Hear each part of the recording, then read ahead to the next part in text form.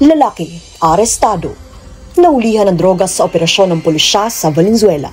Mayo 1, taong pangkasalukuyan. Isang 37 anyos na lalaki ang arestado ng mga otoridad matapos mahulihan ng inihinalang shabu sa isinagawang buy-bust operation sa Barangay Malinta, Valenzuela City, dakong alas 11:50 ng gabi. Kinilala ang suspect na isang residente ng Barangay Marula sa Valenzuela City. Ayon sa ulat ng Valenzuela City Police, nagsagawa sila ng isang buy-bust operation kung saan isang pulis ang nagpanggap bilang poster buyer upang makabili ng iligal na droga mula sa suspect. Matapos ang transaksyon, agad na dinakip si nasamsam mula sa kanya ang 2 plastic sachet na may lamang hinihinalang shabu. May kabuuang timbang na tinatayang 60 gramo na nagkakahalaga ng 408,000 piso batay sa standard drug price. Bukod sa droga, na-recover din sa operasyon ng marked money, isang cellphone at isang belt bag na ginamit umano ng suspect sa kanyang iligal na aktibidad.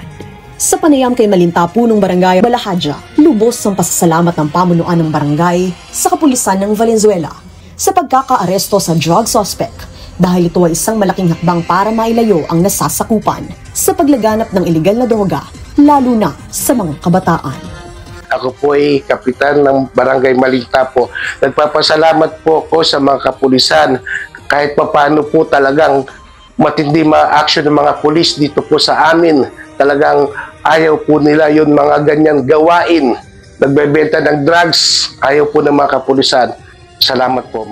Ayon kay Police Colonel Nixon Matakayaban, hepe ng Valenzuela City Police Station, patuloy ang kanilang kampanya laban sa iligal na droga. Hinihikayat ng opisyalang publiko na makipagtulungan sa mga otoridad. Ang ganitong operasyon ay patunay na seryoso kami sa paglilinis ng ating komunidad. Aniya.